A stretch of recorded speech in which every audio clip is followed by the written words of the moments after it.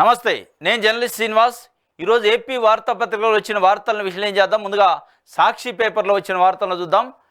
రాజ్యాంగ రూపశిల్పై రాజ్యోన్మాదం. బెజవాడ నడిబొడ్డున అంబేద్కర్ సామాజిక న్యాయ మహాశిల్పంపై పచ్చముక్కల చీకట దాడి. సీఎం చంద్రబాబు, మంత్రి లోకేష్ ప్రోద్బలంతో భారీ విగ్రహం ధ్వంసానికి తరలి వచ్చిన ఎల్లో గ్యాంగ్. పోలీసుల సాక్షిగా అందరినీ బయటకు పంపేసి లైట్లు ఆర్పేసి బరితెగ్గిబట్ట. పచ్చముక్కల దాడిలో ధ్వంసమైన సామాజిక న్యాయ మహాశిల్పం బోర్డు వైఎస్ జగన్మోహన్ రెడ్డి పేరు. ప్రజలు, మీడియా అంబేద్కర్ ఆలోచన పనులు రావడంతో పరారు. అధికారుల సమక్షంలోనే ఉన్మాదం. సుత్తులు, ఇతర పరికరాలతో విగ్రహంపై దాడి. సామాజిక న్యాయ మహాశిల్పం బోర్డు మాజీ ముఖ్యమంత్రి వైఎస్ జగన్మోహన్ రెడ్డి పేరు ధ్వంసం. మీడియా సమాచారం ఇచ్చినా స్పందించని సిపి. ప్రజాస్వామ్యం కూని అయిందంటూ ప్రజాస్వామ్యవాదులు మండిపాటు. ఇది రాజ్యాంగ రూపశిల్పిపై రాజ్యోన్మాదం అని చెప్పి సాక్షి పేపర్ ఒక హెడ్డింగ్ పెట్టింది. అంటే బెజవాడ నడిబొడ్డున సామాజిక న్యాయశిల్పి, రాజ్యాంగ రూపశిల్పి అయిన భారతదేశంలో ఉన్న 140 కోట్ల మంది ప్రజలు ఆరాధించే, పూజించే ఒక దైవం లాంటి వ్యక్తి డాక్టర్ బిఆర్ అంబేద్కర్. ఆయన రాసిన రాజ్యాంగాన్ని బట్టి ఇవాళ భారతదేశం 75 సంవత్సరాలు సంపూర్ణంగా పూర్తి చేసుకొని ముందుకు నడుస్తుంది. పరిపాలనలో అనేక రకాల మార్పులు, అనేక రకాల సామాజిక మార్పులు వచ్చినాయి. దానికి సంబంధించి జగన్మోహన్ రెడ్డి గారు గడిచిన ప్రభుత్వంలో ముఖ్యమంత్రిగా ఉన్నప్పుడు బెజవాడ నడిబొడ్డున ఆయనని మనం గౌరవించుకోవాల్సిన అవసరం ఉంది. మన రాష్ట్రం తరపున, అక్కడ ప్రభుత్వం తరపున విగ్రహం పెట్టాలని విగ్రహం పెట్టించిండు. దాన్ని జీర్ణించుకోలేని కొన్ని శక్తులు, దానిని జీర్ణించుకోలేని కొన్ని సామాజిక వర్గాలు దానిపైన ఎప్పుడా దాడి చేయాలని చూస్తున్నట్లు అర్థమైంది నిన్న దాన్ని బట్టి చూస్తే.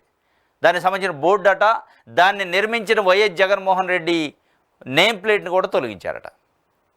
అంటే దాని నిర్మాణం కానీ, అది అక్కడ ఉండటం కానీ, డాక్టర్ బిఆర్ అంబేద్కర్ అనే విగ్రహం అక్కడ ఉండటం ఇష్టం లేని కొన్ని పార్టీలు, కొంతమంది వ్యక్తులు, కొంతమంది శక్తులు చేసిన పని ఇది. దాని వెనక నారా చంద్రబాబు నాయుడు గారు, నారా లోకేష్ గారు ప్రోద్బలంతోనే ఇది జరిగింది. ఎల్లో గ్యాంగే చేసింది. కాబట్టే సిపికి ఇన్ఫర్మేషన్ పత్రిక విలేకరులు ఇచ్చినప్పటికీ ఆయన స్పందించలేదు అన్నారు. ఇది మామూలు విషయం కాదు, చాలా పెద్ద విషయం. జరిగింది మామూలు ఏదో చిన్న సన్న విషయం కాదు.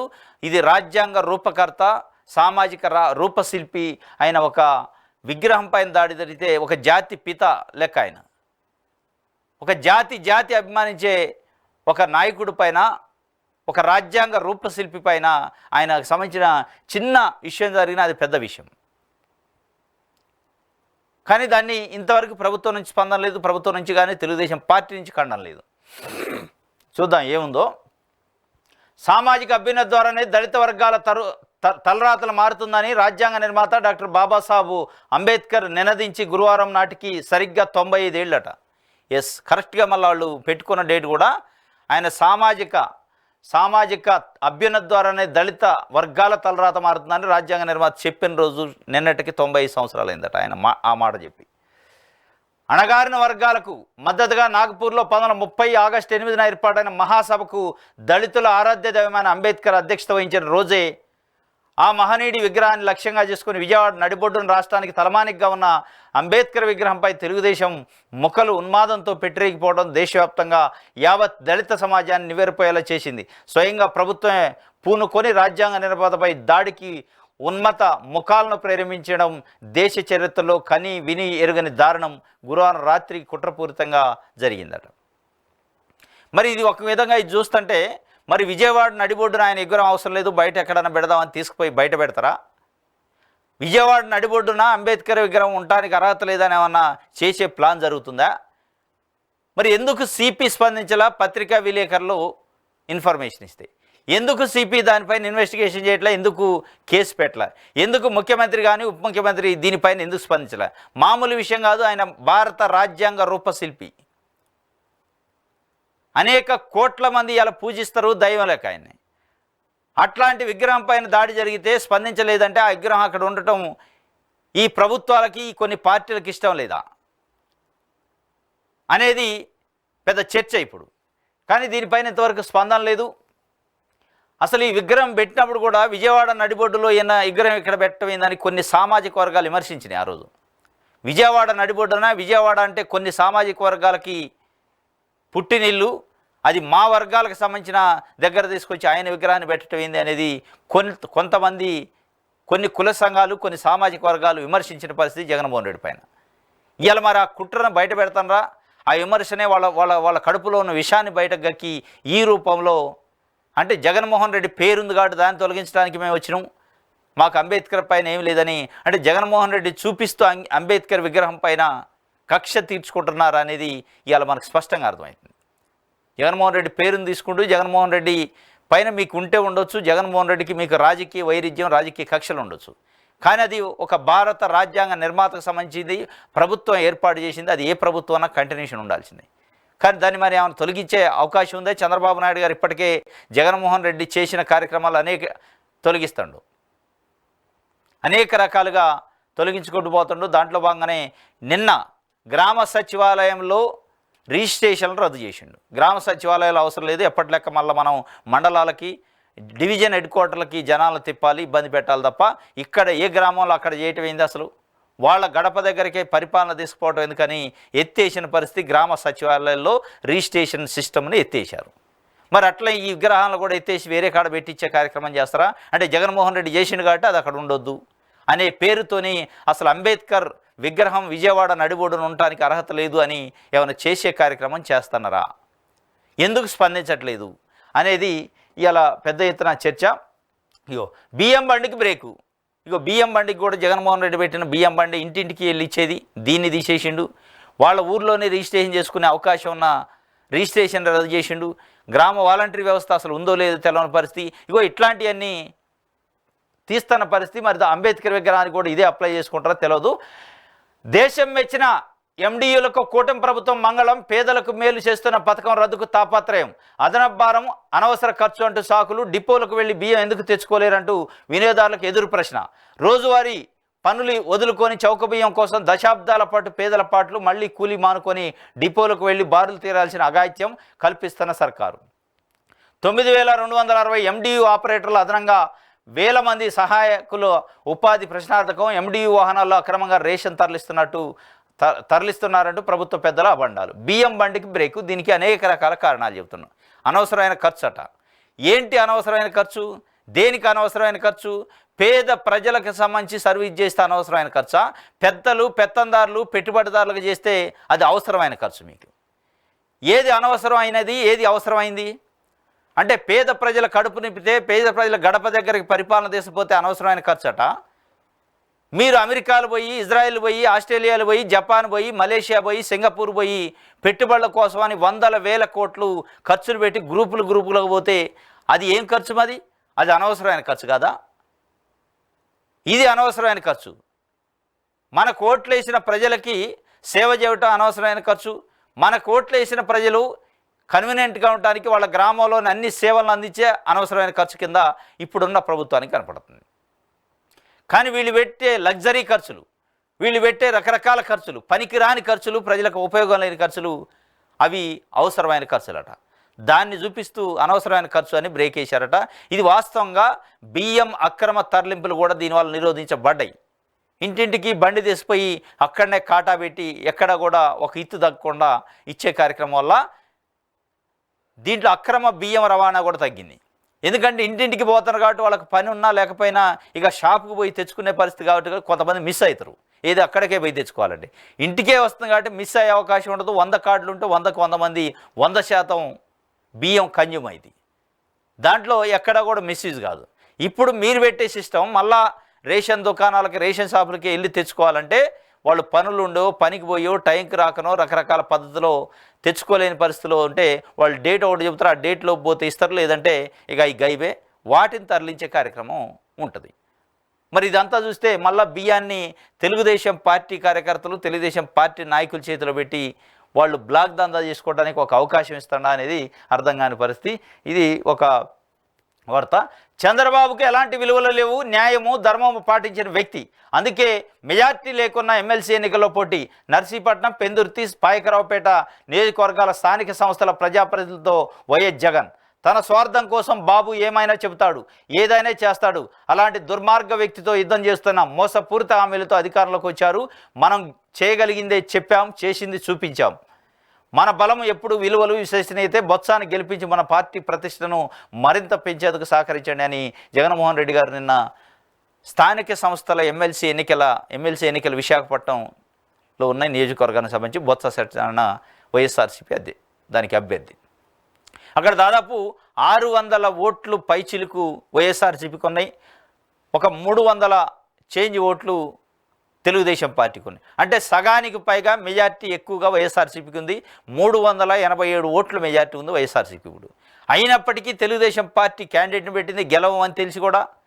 అంటే మంత్రులు అధికార దర్పం ఇదంతా ఉంది కాబట్టి ఏమైనా బెదిరించో బ్లాక్మెయిల్ చేసో నయానో భయానో డబ్బులకు పెట్టుకోనో మొత్తానికి ఓట్లు వేయించుకొని గెలిచి చూపించాలని ఒక తపన తెలియదు. కానీ దానిపైన ఆయన చంద్రబాబుకు ఎలాంటి విలువలు లేవు. అందుకే మెజార్టీ లేదని తెలిసినా 387 ఓట్లు మనకు మెజార్టీ వైఎస్ఆర్సీపీకి మెజార్టీ ఉందని తెలిసినా కానీ పెట్టిండు అని జగన్మోహన్ రెడ్డి చెప్తుండు.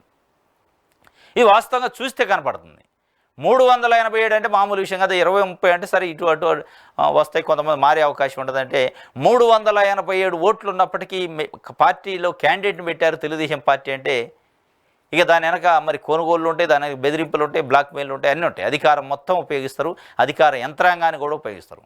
కాబట్టి ఎలాంటి విలువలు లేవు. దేనికైనా ఏది చేయడానికైనా తన స్వార్థం కోసం ముందుకు వస్తాడని చెప్పి చెప్తున్న పరిస్థితి. అన్ని మోసపూరితమైన హామీలు ఇచ్చి మోసపూరితంగా అధికారంలోకి వచ్చిండని చెప్పి వాళ్ళ నిన్న పెందుర్తి, నర్సీపట్నం, పాయకరావుపేట నియోజకవర్గంలో ఉన్న స్థానిక సంస్థల జెడ్పీటీసీ, ఎంపీటీసీ ఇట్లాంటి ప్రతినిధులు ఓటర్స్ని కలిసిండు. దాంట్లో చెప్పిండు అన్ని మోసపూరిత హామీలే చేసిండు. కాబట్టి గెలిపించుకొని మనం ముందుకు పోవాలని చెప్పిండు.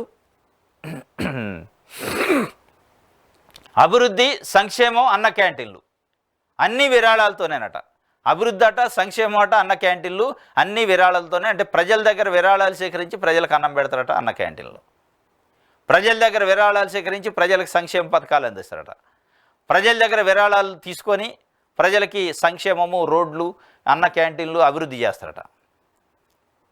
మరి ఇది కొత్తగా ఉంది. ఏ ప్రజల దగ్గర తీసుకుంటాడు? పేద ప్రజల దగ్గర, డ్వాక్రా మహిళల దగ్గర ఒక్కొక్క తలకి ఒక్కొక్క వ్యక్తికి 100 రూపాయల చొప్పున ప్రశ్నించకుండా ఇవ్వాల్సిందే అని మ్యాండేటరీగా వాళ్ళు ఆదేశాలు జారీ చేశారట పై స్థాయిలో అధికారులు.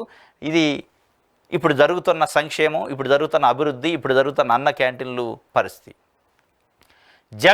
జగన్ను ఇంటికి పంపేందుకు ఎన్ఆర్ఐలు ఏడాది పనిచేశారు. పెద్దిరెడ్డి అక్రమాలపై వేలాది బాధితులు ఫిర్యాదు చేశారు. 22A ఉపయోగించుకొని పెద్ద ఎత్తున దందాలు చేశారు.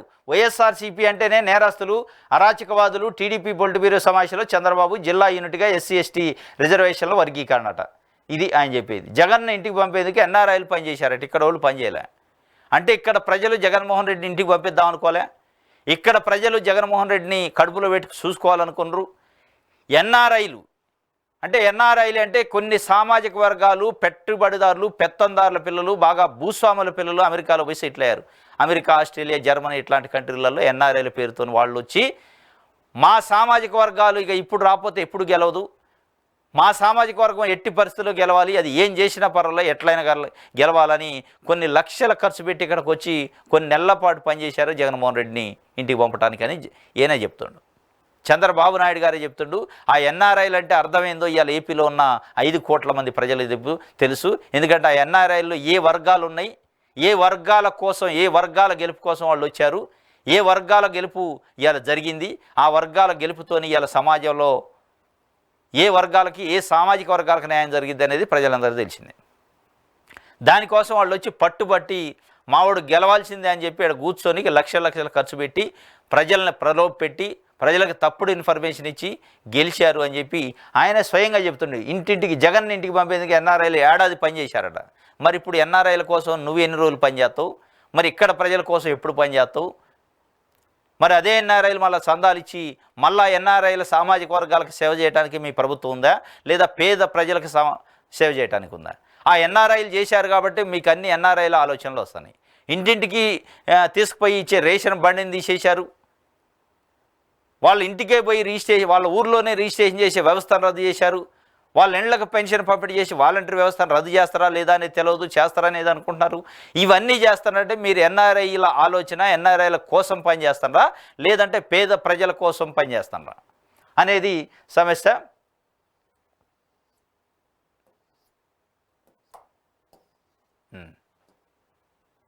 ఒంగోలులో ఈవీఎంల మాక్ పోలింగ్కి ఈసీ గ్రీన్ సిగ్నల్ అట.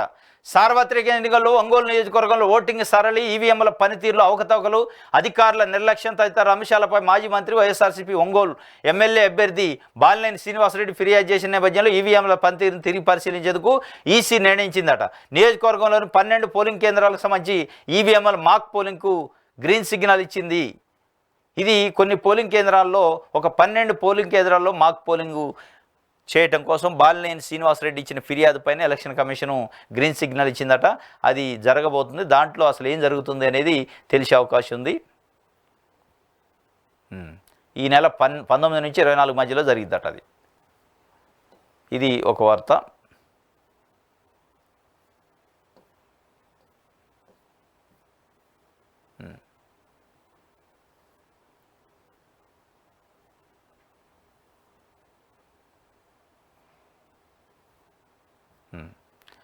గ్రామ వార్డు సచివాలయాల్లో రిజిస్ట్రేషన్ నిలిపేత, స్టాంపులు రిజిస్ట్రేషన్ శాఖ సమీక్షలో సీఎం నిర్ణయం. గత వైఎస్ఆర్సీపీ ప్రభుత్వం అత్యంత ప్రతిష్టాత్మకంగా ప్రవేశపెట్టిన గ్రామ వార్డు సచివాలయాల్లో ఆస్తుల రిజిస్ట్రేషన్ నిలిపేయాలని టీడీపీ కూటమి ప్రభుత్వం నిర్ణయించింది. గురువారం సచివాలయంలో స్టాంపులు రిజిస్ట్రేషన్ శాఖపై సీఎం చంద్రబాబు నిర్వహించిన సమీక్షా సమావేశంలో ఈ మేరకు నిర్ణయించినట్టు తెలిసింది. ప్రజలు స్థిరాస్తుల రిజిస్ట్రేషన్ కోసం బయటి ప్రాంతాలకు వెళ్లే పరిస్థితి లేకుండా గ్రామ స్థాయిలోనే సచివాలయాల్లో పూర్తి చేసుకునేలా 2 ఏళ్ల క్రితం అప్పటి వైఎస్ జగన్ ప్రభుత్వం ఈ విధానాన్ని తెచ్చింది. భూముల రీసర్వే పూర్తయిన 4000 పైగా గ్రామాల్లో రిజిస్ట్రేషన్లు ప్రారంభించింది. ప్రజలకు అత్యంత సౌకర్యంగా ఉన్న ఈ విధానాన్ని తమ ఆదాయం పోతుందని డాక్యుమెంట్లు రైటర్లు రిజిస్ట్రేషన్ శాఖ ఉనికి ప్రమాదం అంటూ ఆ శాఖలోని పలువురు సిబ్బంది వ్యతిరేకించారు. అయినప్పటికీ ప్రజల మేలు కోరిన జగన్ ప్రభుత్వం గ్రామాల్లోనే రిజిస్ట్రేషన్లు సేవలను అందించింది. ఇప్పుడు కూటమి ప్రభుత్వం గ్రామ వార్డు సచివాలయాలు రిజిస్ట్రేషన్లు పెద్దగా జరగడం లేని సాకుతో దాన్ని నిలిపేయాలని నిలిచినట్టు సమాచారం. గ్రామ వార్డు సచివాలయాల్లో రిజిస్ట్రేషన్లు నిలిపేశారు. నిన్న స్టాంప్స్ అండ్ రిజిస్ట్రేషన్ శాఖ రివ్యూ ఒకటి జరిగింది. సమీక్షలో ముఖ్యమంత్రి చంద్రబాబు నాయుడు గారు స్పష్టంగా చెప్పిండు. ఏం చెప్పిండు? ఎవరు చేయాల్సిన పని వాళ్ళు చేయాలి. స్టాంప్స్ అండ్ రిజిస్ట్రేషన్ శాఖ డివిజన్ స్థాయిలో ఒక ఆఫీసు పెట్టుకొని అక్కడ డివిజన్లో ఉన్న ప్రజలందరూ అక్కడికి పిలిపించుకొని వాళ్ళ కాళ్ళ దగ్గరికి పరిపాలన చేయాలి. కానీ ప్రజల కాళ్ళ దగ్గరకు పోయి పరిపాలన చేయటం ఏందా? ఇదేం సిస్టమ్ అసలు? ప్రజల దగ్గరకు ఉడకని పోతరా? ప్రజలే మన దగ్గరకు రావాలి, కానీ ప్రజల దగ్గరకు మనం పోయే సిస్టమ్ అవసరం లేదు. ఇది ఎవరు చేయాల్సిన పని వాళ్ళు చేయాలి. పెత్తనం చేయాల్సిన వాళ్ళు పెత్తనం చేయాలి. అణగారిన వర్గాలు అణగారినట్టు ఉండాలని ఆయన చెబుతున్న పరిస్థితి చెప్పి దానికోసం ఎత్తేసిండట.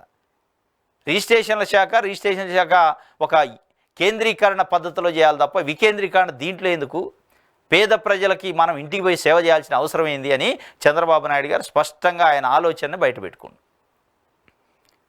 ఇప్పుడు మళ్ళా ప్రజల పాత పద్ధతిలో దశాబ్దాల తరబడి ఎట్లయితే ఆఫీసులు తిప్పారో మళ్ళీ అక్కడ దందా, అక్కడ ఏది వాళ్ళు డాక్యుమెంట్ రైటర్ల దందా, అక్కడ మళ్ళీ స్టాంప్స్ అండ్ రిజిస్ట్రేషన్ శాఖలో ఉన్న ఎంప్లాయీస్ దందా, డబ్బులు ఇస్తేనే పనులు అయితే లంచాలు ఇవన్నీ ఉంటాయి. ఇక అదే గ్రామంలో అయితే సింపుల్గా అయిపోయేది, ₹1 ఖర్చు లేకుండా. దాన్ని తీసుకుపోయి ఇప్పుడు వికేంద్రీకరణ మొత్తాన్ని కేంద్రీకరణ వ్యవస్థకు తీసుకొస్తుండు, గడిళ్ళకు తీసుకుపోయి పరిపాలన తీసుకొస్తున్నా చంద్రబాబు నాయుడు గారు. అర్థం కావట్లేదు. ఆయన స్పష్టంగా చెప్తుండు, ఎవరు చేసే పని వాళ్ళు చేయాలి. రాజ్యాన్ని వెళ్ళేటోడు రాజ్యాన్ని వెళ్ళాలి, చెప్పులు కుట్టేటోడు చెప్పులు కుట్టాలి, బట్టలు ఉతికేటోడు బట్టలు ఉతకాలి, కుండలు చేసేటోడు కుండలు చేయాలి తప్ప వాళ్ళు వచ్చి రాజ్యం వెళ్తా అంటే ఎట్లా అనే ఒక పద్ధతిలో ఒక భూస్వామ్య ఫూడల్ మైండ్ కనపడుతుంది స్పష్టంగా. ఇది సాక్షికి సంబంధించి. ఆంధ్రజ్యోతి చూద్దాం. నీ రజతమే. పారిస్ ఒలింపిక్స్లో రజతంతో సర్టిఫికెట్ నీరజ్ చోప్రా 89.45 మీటర్ల విసిరి 2వ స్థానంలో. జావెలిన్ త్రోయరు లాస్ట్ టైం ఆయనకి ఒలింపిక్స్లో నీరజ్ చోప్రాకి బంగారు పథకం వచ్చింది. ఈసారి కాంస్యంతోనే ఆయన రజతంతోనే సరిపెట్టుకోవాల్సి వచ్చిందట. అందుకే నీ రజతమే అని చెప్పి, అంటే నీరజ్ చోప్రా రజతంతోనే సర్దుబాటు చేసుకోవాల్సి వచ్చిందని ఒక వార్తని ఇచ్చింది. నిన్న కాంస్యం రజతం 2 వచ్చినాయి. నిన్న జిల్లా యూనిట్గా ఎస్సీ వర్గీకరణ, ఉపకులాల జనాభా ప్రాతిపదికగా రిజర్వేషన్లు, జిల్లాలో దామాషా ప్రకారం లబ్ధి. ఇలాగైతే ఎవరికీ సమస్యలు ఉండవు. పొలిట్ బ్యూరో భేటీలో చంద్రబాబు. జాతీయ రహదారుల నమూనాలో ప్రైవేటు పెట్టుబడులతో రాష్ట్ర రోడ్లు, లారీలు, కార్ల వరకే టోల్ వసూలు. అది బాగా పెద్ద రోడ్లు అయితేనే. ఇది జిల్లా యూనిట్గా చేస్తారట ఎస్సీ వర్గీకరణ. ఎస్సీ వర్గీకరణ కోసం ఫైట్ చేసిన ఎంఆర్పిఎస్ రాష్ట్ర యూనిట్గా చేయాలి. ఆ రాష్ట్రంలో ఎస్సీ జనాభాని పరిగణలోకి తీసుకోవాలి. ఎంత పర్సెంటేజ్ మా జనాభా ఉంటే దాని మేరకే రిజర్వేషన్లు ఇవ్వాలి అని వాళ్ళు చెబుతున్నారు. వీళ్ళు ఏం చెబుతున్నారు, జిల్లా యూనిట్గా చేస్తారట. అంటే ఏ జిల్లాలో మాదిగల పర్సెంటేజ్ ఎంత, మాలల పర్సెంటేజ్ ఎంత, మిగతా ఎస్సీ సబ్ కులాల ఉపకులాల పర్సెంటేజ్ని బట్టి రిజర్వేషన్లు ఇస్తారట. ఒక్కొక్క జిల్లాలో మాలలకు అన్యాయం జరగవచ్చు, ఇంకో జిల్లాలో మాదిగలకు అన్యాయం జరగవచ్చు. కానీ జిల్లా యూనిట్గా కొన్ని ఉద్యోగాలు ఉంటాయి, రాష్ట్ర యూనిట్గా కూడా కొన్ని ఉద్యోగాలు ఉంటాయి. మరి దానికి ఎట్లా తీసుకుంటాడో తెలియదు. కానీ మొత్తానికైతే జిల్లా యూనిట్గానే ఒక కొత్త పద్ధతిని, కొత్త పందాన్ని తీసుకొచ్చిండు. మళ్ళీ ఇది దేశపోయి న్యాయ చిక్కుల్లోకి తీసిపోతడా, ఇది ఒక రకంగా మళ్ళా ఇది జుట్లు పట్టుకునే కాడికి వస్తుందో తెలియదు. కానీ జిల్లా యూనిట్గా అయితే చేస్తారట.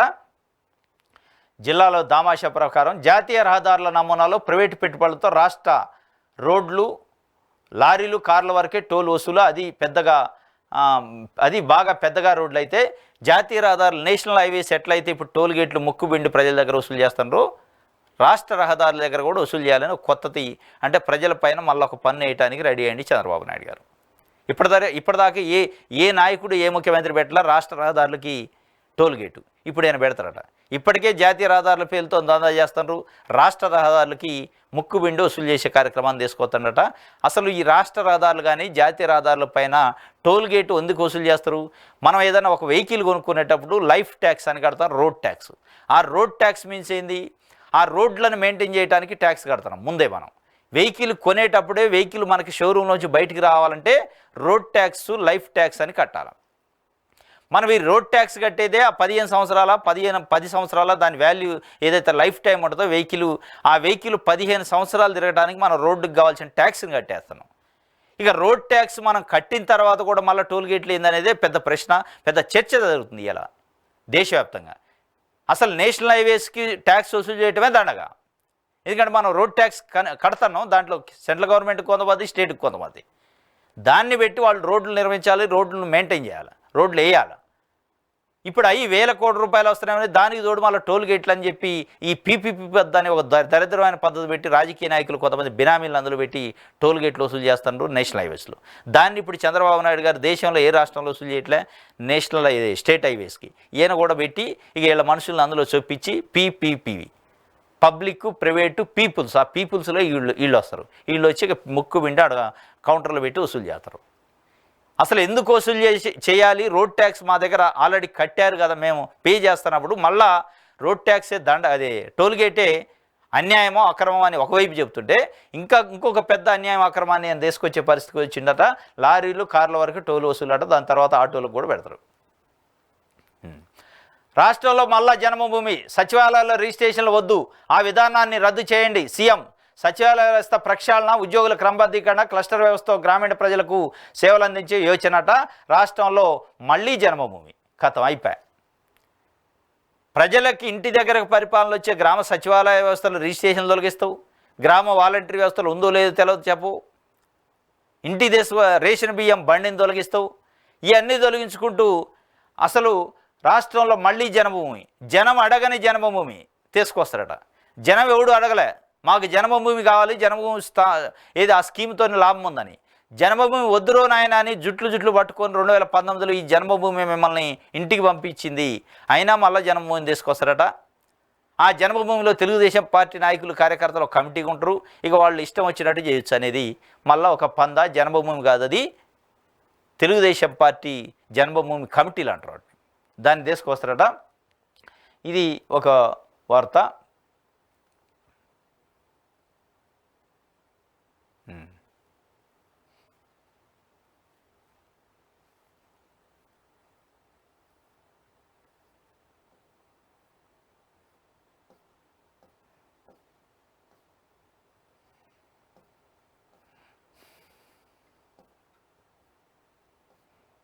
ఓకే, వడ్డీ రేట్లు.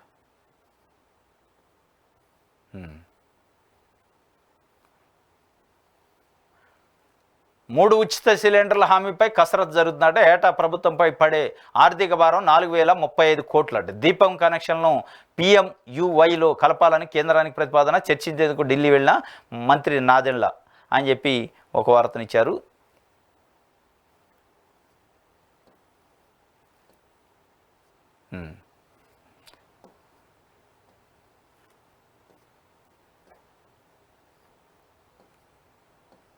ఇది ఆంధ్రజ్యోతికి సంబంధించి దిశ పేపర్ చూద్దాం. కొత్తగా 1400 ఆర్టీసీ బస్సులట. రవాణా మంత్రి మండిపల్లి రాంప్రసాద్ రెడ్డి వైసీపీ హామీలో ఒక్క బస్సు కొనలేదని ఆయన చెబుతున్న పరిస్థితి. కొత్తగా 1400 బస్సులట. ఫైనల్లీ అఫీషియల్లీ నాగ చైతన్య శోభిత నిశ్చితార్థం చాలా ఆనందంగా ఉందంటూ నాగార్జున పోస్ట్ పెట్టిండు. నాగ చైతన్యకి సంబంధించి రెండో వివాహానికి సంబంధించి నిన్న కొన్ని ఫోటోలు ట్విట్టర్లో పెట్టిండు నాగార్జున. దానికి సంబంధించి ఫైనల్లీ అఫీషియల్గా అనౌన్స్ చేసిందట. నాగ చైతన్య ధూళిపాల శోభిత వాళ్ళిద్దరికి సంబంధించి నిశ్చితార్థం ఉందట. దానికి సంబంధించి ఆనందంగా ఉందని ఆయన పెట్టిన పరిస్థితి. జన్మభూమి 2 త్వరలో సభ్యత నమోదు కూడా ప్రారంభం. దేశంలో తొలిసారిగా నైపుణ్యాలుగా జిల్లా యూనిట్గా ఎస్సీ వర్గీకరణ అమలు. టీడీపీ పొలిట్ బ్యూరోలో కీలక నిర్ణయాలు మీడియాకు వెల్లడించిన మంత్రి అచ్చెన్నాయుడు. ఇది ముఖ్యమంత్రి నారా చంద్రబాబు నాయుడుకి అత్యంత ఇష్టమైన జన్మభూమి కార్యక్రమం త్వరలో మళ్ళీ మొదలు కానుంది. ఇది ముఖ్యమంత్రి చంద్రబాబు నాయుడు గారికి అత్యంత ఇష్టమైన జన్మభూమి కార్యక్రమం. ఏపీలో ఉన్న 5 కోట్ల మంది ప్రజలకి అత్యంత ఎగుటు బుట్టించే కార్యక్రమం జన్మభూమి కార్యక్రమం. ఏపీలో ఉన్న 5 కోట్ల మంది ప్రజలు జనం కోరుకొని జన్మభూమి ఇష్టం చంద్రబాబు నాయుడు గారికి. ఎందుకు ఇష్టం అంటే దాంట్లో తెలుగుదేశం పార్టీ కార్యకర్తలను పెట్టుకొని ఇష్టం వచ్చినట్టు దందా చేయొచ్చు అనేది. అది ఎవడూ ఇష్టపెట్టలేదు, దాన్ని తిరస్కరించిన స్కీమ్ అది. ఇప్పుడు అందుకే దాంట్లో చెబుతున్న చంద్రబాబు నాయుడు గారికి అత్యంత ఇష్టమైన స్కీము జన్మభూమి అని. చంద్రబాబు నాయుడు గారికి ఇష్టమైతే పెట్టదు స్కీములు. ప్రజలకు ఇష్టమైతే ప్రజలు కోరుకున్న స్కీములు పెట్టాలా. చంద్రబాబు నాయుడుకి ఇష్టమైతే చంద్రబాబు నాయుడు గారికి ఇష్టమైతే పెట్టుకోవాల్సింది వాళ్ళ ఇంట్లో ఏదన్నా డెకరేషన్స్, వాళ్ళ ఇంట్లో కావాల్సింది ఏదైనా కార్యక్రమాలు చేసుకోవాలంటే ఆయన ఇష్టం ఉంటుంది. కానీ ఇది ప్రజలకు సంబంధించింది, రాష్ట్రానికి సంబంధించింది కాబట్టి రాష్ట్రంలో ప్రజలు కోరుకున్న స్కీములు పెట్టాలి తప్ప ప్రజలకు అవసరం లేనిది ప్రజల మీద బలవంతంగా రుద్దే కార్యక్రమాన్ని పెడతాడు. అందుకే చంద్రబాబు నాయుడు గారికి అత్యంత ఇష్టమైన జన్మభూమి అట. ఇది జనం మెచ్చిన జన్మభూమి కాదు, చంద్రబాబు నాయుడు గారు తెలుగుదేశం పార్టీ మెచ్చిన జన్మభూమి. దీంట్లో జనాలకు లాభం జరగదు, నష్టం జరిగింది అనేది ప్రజలు అనుకుంటున్న పరిస్థితి. ఇది రాబోతుందట. మొత్తానికైతే ప్రజల్లో వణుకు పడుతుంది. జన్మభూమి అనే పదం అంటే జన్మభూమి 2 మళ్ళీ ఇది. ఈ 2లో 1లోనే దారుణాలు జరిగినాయి, మరి 2లో ఎంత దారుణాలు జరుగుతాయి, ఈ 2 వల్ల ఎంత ఉపయోగం ఉంటుంది అనేది తెలవని పరిస్థితి. ఇందుకు ఒక వార్త. ఇంకోటి, చీరలో కొన్నందుకు థ్యాంక్స్ అట. భర్తకు భువనేశ్వరి ధన్యవాదాలు విజయవాడ ఎగ్జిబిషన్లో చెప్పింది. 2 నేత చీరలు కొనిచ్చిన చంద్రబాబు అంటే చేనేత దినోత్సవం సందర్భంగా విజయవాడ ఎగ్జిబిషన్లో ఒక 2 చేనేత చీరలు భువనేశ్వరి గారికి కొనడు. దానికి సంబంధించి మీడియాలో కూడా వచ్చింది. ఆమె థ్యాంక్ చెప్పింది భర్తకి.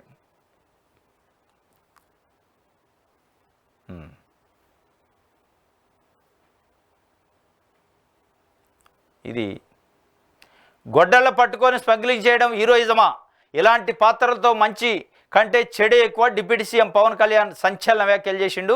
గొడ్డళ్ళ పట్టుకొని హీరోయిజం చేయటము ఎట్లా ఇది? అది హీరోయిజం కాదు. ఇలాంటి పాత్రలతో మంచి కంటే చెడే ఎక్కువ అని చెప్పిన పరిస్థితి.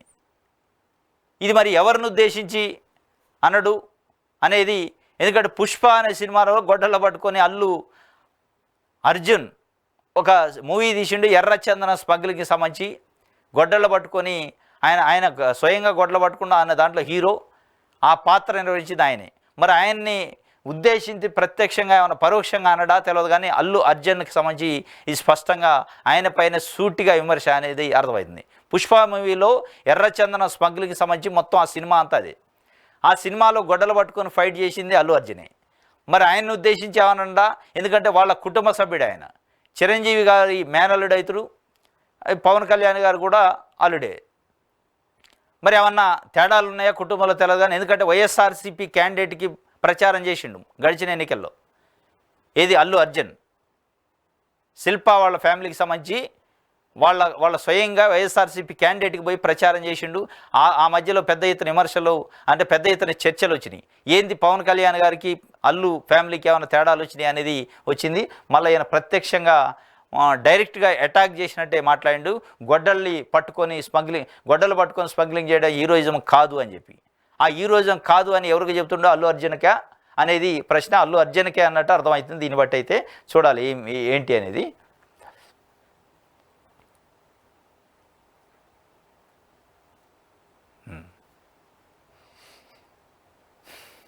ఇది దిశకు సంబంధించి ఆంధ్రప్రభ చూద్దాం. జన్మభూమి 2 త్వరలో ప్రారంభం. తెలుగుదేశం పార్టీలో పొలిట్ బ్యూరోలో కీలక నిర్ణయాలు. త్వరలో తొలిదశ నామినేటెడ్ పదవుల పంపకాలు. 100 రూపాయలకే సభ్యత్వం, 5 లక్షల బీమా, సాధ్యమైనంత త్వరగా 2 రాష్ట్రాల్లో సభ్యత్వ నమోదు. ఇసుక జోలికి పోతే సహించను సీఎం చంద్రబాబు హెచ్చరిక. జిల్లాల వారీగా ఎస్సీ వర్గీకరణ పొలిట్ బ్యూరోలో ప్రతిపాదన. అన్నదాతకు త్వరలో మార్గదర్శకాలు. నికర ఆదాయం పెరిగేలా ప్రణాళికలు. వ్యవసాయము అనుబంధ రంగాలపై సమీక్షలో సీఎం చంద్రబాబు. భూ అక్రమాలపై సీరియస్ అట. 1,00,000 ఎకరాలపైన భూ దోపిడీ జరిగింది. గ్రామ సభల తర్వాత రిజిస్ట్రేషన్లకు అనుమతి. ఇది ఒక వార్తని ఇచ్చారు.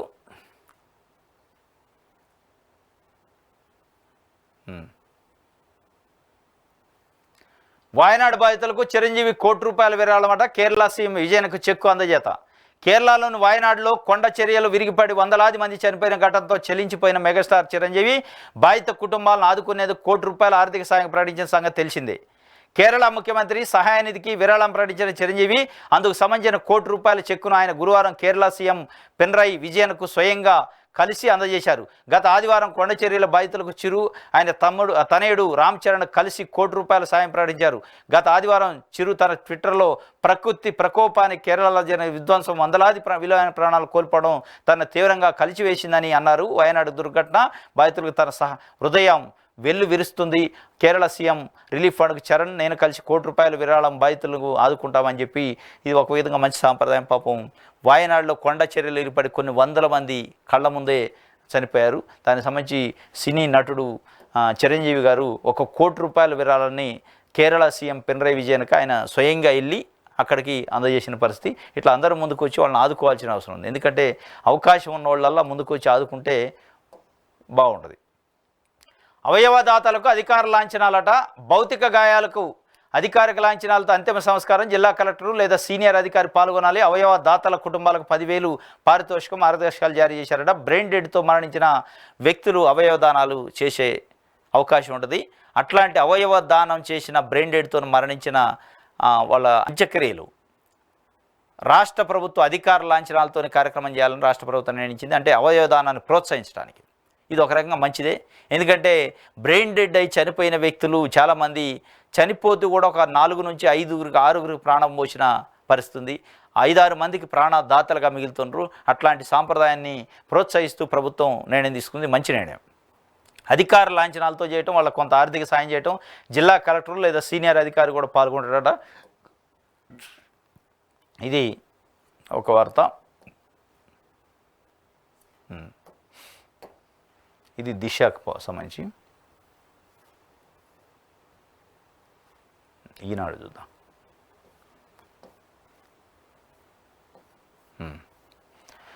త్వరలో జన్మభూమి 2 జిల్లా యూనిట్గా ఎస్సీ వర్గీకరణ. తెదేపా కార్యకర్తలు 5 లక్షల బీమా. అందరూ మెచ్చేలా నామినేటెడ్ పదవులు. తెలుగుదేశం పార్టీ పొలిట్ బ్యూరో సమావేశంలో ముఖ్యమంత్రి చంద్రబాబు. కర్ణాటకతో ఆంధ్ర దోస్తానా, కలిసి పనిచేస్తే సమస్యలకు పరిష్కారం. ఏపీ ముఖ్యమంత్రి పవన్ కళ్యాణ్ వెల్లడి. ఇది కర్ణాటకతో దోస్తానం చేస్తుందట ఏపీ. ఉప ముఖ్యమంత్రి పవన్ కళ్యాణ్ నిన్న వెళ్ళి అక్కడ మాట్లాడిండు.